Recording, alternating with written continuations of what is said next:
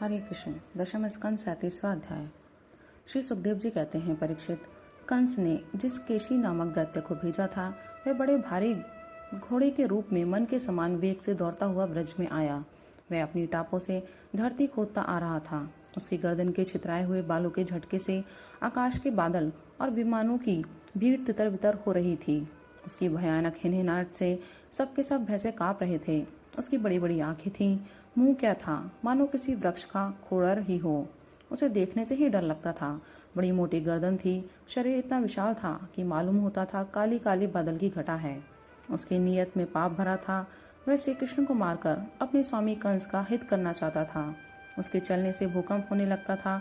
भगवान श्री कृष्ण ने देखा कि उसकी हिनहिनाहट से उनके आश्रित रहने वाला गोकुल भयभीत हो रहा है और उसकी पूंछ के बालों से बादल तितर बितर हो रहे हैं तथा वह लड़ने के लिए उन्हीं को ढूंढ भी रहा है। तब वे बढ़कर उसके सामने आ गए और उन्होंने सिंह के समान गरज कर उसे ललकारा। भगवान को सामने आया देख वह और भी चिढ़ गया तथा उनकी ओर इस प्रकार मुंह फैलाकर दौड़ा मानो आकाश को भी पी जाएगा। परीक्षित, सचमुच केशी का वेग बड़ा प्रचंड था। उस पर विजय पाना तो कठिन था ही, उसे पकड़ लेना भी आसान नहीं था। उसने भगवान के पास पहुंचकर दुलत्ती झाड़ी, परंतु भगवान ने उससे अपने को बचा लिया। भला वे इंद्रियातीत को कैसे मार पाता। उन्होंने अपने दोनों हाथों से उसके दोनों पिछले पैर पकड़ लिए और जैसे गरुड़ सांप को पकड़कर झटक देते हैं उसी प्रकार क्रोध से उसे घुमाकर बड़े अपमान के साथ 400 हाथ की दूरी पर फेंक दिया और स्वयं अकड़कर खड़े हो गए।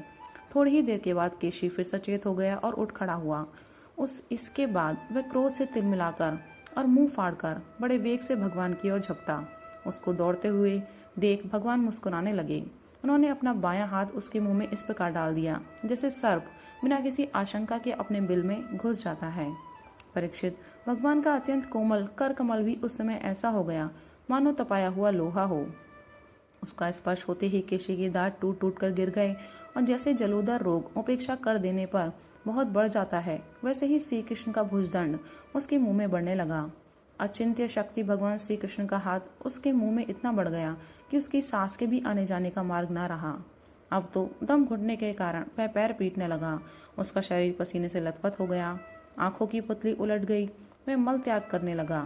थोड़ी ही देर में उसका शरीर निश्चेष्ट होकर पृथ्वी पर गिर पड़ा तथा उसके प्राण पखेरु उड़ गए। उसका निष्प्राण शरीर फूला हुआ होने के कारण गिरते ही पकी ककड़ी की तरह फट गया। महाबाहु भगवान श्री कृष्ण ने उसके शरीर से अपनी भुजा खींच ली।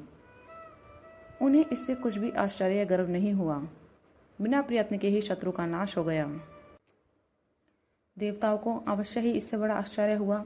वे प्रसन्न हो होकर भगवान के ऊपर पुष्प बरसाने और उनकी स्तुति करने लगे। परीक्षित, देवर्षि नारद जी भगवान के परम प्रेमी और समस्त जीवों के सच्चे हितैषी हैं। कंस के यहाँ से लौटकर वे अनायास ही अद्भुत कर्म करने वाले भगवान श्री कृष्ण के पास आए और एकांत में उनसे कहने लगे, सच्चिदानंद स्वरूप श्री कृष्ण, आपका स्वरूप मन और वाणी का विषय नहीं है। आप योगेश्वर हैं। सारे जगत का नियंत्रण आप ही करते हैं। आप सबके हृदय में निवास करते हैं और सबके सब आपके हृदय में निवास करते हैं। आप भक्तों के एकमात्र वांछनीय यदुवंश शिरोमणि और हमारे स्वामी हैं। जैसे एक ही अग्नि सभी लकड़ियों में व्याप्त रहती है, वैसे एक ही आप समस्त प्राणियों के आत्मा हैं। आत्मा के रूप में होने पर भी आप अपने को छिपाए रहते हैं, क्योंकि आप पंचकोश रूप गुफाओं के भीतर रहते हैं। फिर भी पुरुषोत्तम के रूप में, सबके नियंता के रूप में और सबके साक्षी के रूप में आपका अनुभव होता ही है। प्रभु, आप सबके अधिष्ठान और स्वयं अधिष्ठान रहित हैं। आपने सृष्टि के प्रारंभ में अपनी माया से ही गुणों की सृष्टि की और उन गुणों को ही स्वीकार करके आप जगत की उत्पत्ति, स्थिति और प्रलय करते रहते हैं। यह सब करने के लिए आपको अपने से अतिरिक्त और किसी भी वस्तु की आवश्यकता नहीं है, क्योंकि आप सर्वशक्तिमान और सत्य संकल्प हैं। वहीं आप दैत्य, प्रमथ और राक्षसों का, जिन्होंने आजकल राजाओं का वेश धारण कर रखा है, विनाश करने के लिए तथा धर्म की मर्यादाओं की रक्षा करने के लिए यदुवंश में अवतीर्ण हुए हैं। यह बड़े आनंद की बात है। यह अपने खेल ही खेल में घोड़े के रूप में रहने वाले इस कैशी दैत्य को मार डाला। इसकी हिनहिनाहट से डरकर देवता लोग अपना स्वर्ग छोड़कर भाग जाया करते थे। प्रभु, अब परसों मैं आपके हाथों चारूण, मुष्टिक, दूसरे पहलवान, कुबलिया पीढ़ हाथी और स्वयं कंस को भी मरते देखूंगा। उसके बाद शंखासुर, कालियवन, मोर और नरकासुर का वध देखूंगा। आप स्वर्ग से कल्प वृक्ष उखाड़ लाएंगे और इंद्र के ची चपड़ करने पर उनको उसका मजा चखाएंगे। आप अपनी कृपा, वीरता, सौंदर्य आदि का शुल्क देकर वीर कन्याओं से विवाह करेंगे और जगदीश्वर आप द्वारका में रहते हुए नृग को पाप से छुड़ाएंगे। आप जामवती के साथ स्यमंतक मणि को जामवान से ले आएंगे और अपने धाम से ब्राह्मण के मरे हुए पुत्रों को ला देंगे। इसके पश्चात आप पौंड्रक मिथ्या वासुदेव का वध करेंगे, काशीपुरी को जला देंगे, युधिष्ठिर के राजस्व यज्ञ में चेदिराज शिशुपाल को और वहां से लौटते समय उसके मौसेरे भाई दंतवक्त्र को नष्ट करेंगे। प्रभु, द्वारका में निवास करते समय आप और भी बहुत से पराक्रम प्रकट करेंगे जिन्हें पृथ्वी के बड़े बड़े ज्ञानी और प्रतिभाशील पुरुष आगे चलकर गाएंगे। मैं वह सब देखूंगा। इसके बाद आप पृथ्वी का भार उतारने के लिए काल रूप से अर्जुन के सारथी बनेंगे और अनेक अक्षौहिणी सेना का संहार करेंगे। यह सब मैं अपनी आंखों से देखूंगा। प्रभु, आप विशुद्ध विज्ञान घन हैं। आपके स्वरूप में और किसी का अस्तित्व है ही नहीं। आप नित्य निरंतर अपने परमानंद स्वरूप में स्थित रहते हैं, इसलिए सारे पदार्थ आपको नित्य प्राप्त ही हैं। आपका संकल्प अमोघ है। आपकी चिन्मय शक्ति के सामने माया और माया से होने वाला यह त्रिगुणमय संसार चक्र नित्य निवृत्त है, कभी हुआ ही नहीं। ऐसे आप अखंड एक रस सच्चिदानंद स्वरूप निर्तिशय ऐश्वर्य संपन्न भगवान की मैं शरण ग्रहण करता हूँ। आप सबके अंतर्यामी और नियंता हैं, अपने आप में स्थित परम स्वतंत्र हैं। जगत और उसके अशेष विशेषो भाव अभाव रूप सारे भेद विभेदों की कल्पना केवल आपकी माया से ही हुई है। इस समय आपने अपनी लीला प्रकट करने के लिए मनुष्य का सा श्री विग्रह प्रकट किया है और आप यदु, वृष्णि तथा सातवत वंशियों के शिरोमणि बने हैं। प्रभु, मैं आपको नमस्कार करता हूँ। श्री सुखदेव जी कहते हैं, परीक्षित, भगवान के परम प्रेमी भक्त देवर्षि नारद जी ने इस प्रकार भगवान की स्तुति और प्रणाम किया। भगवान के दर्शनों के आह्लाद से नारद जी का रोम रोम खेल उठा। तदनंतर उनकी आज्ञा प्राप्त करके वे चले गए। इधर भगवान श्री कृष्ण केशी को लड़ाई में मारकर फिर अपने प्रेमी एवं प्रसन्नचित ग्वाल बालों के साथ पूर्वत पशुपालन के काम में लग गए तथा ब्रजवासियों को परमानंद वितरण करने लगे।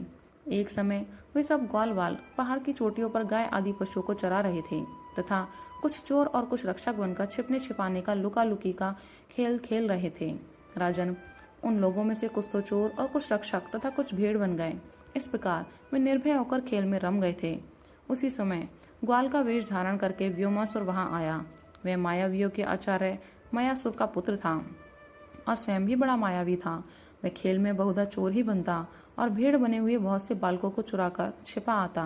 वह महान असुर बार बार उन्हें ले जाकर एक पहाड़ की गुफा में डाल देता और उसका दरवाजा एक बड़ी चट्टान से ढक देता। इस प्रकार ग्वाल बालों में केवल 4-5 बालक ही बच रहे। भक्त वत्सल भगवान उसकी यह करतूत जान गए।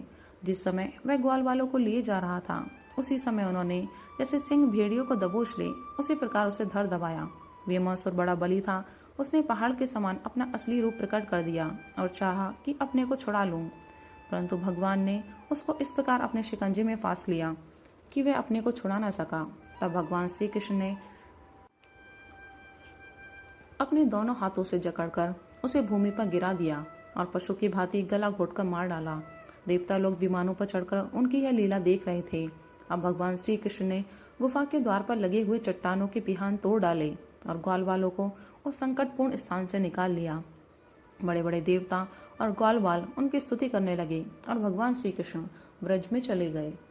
राधे राधे, हरि बोल।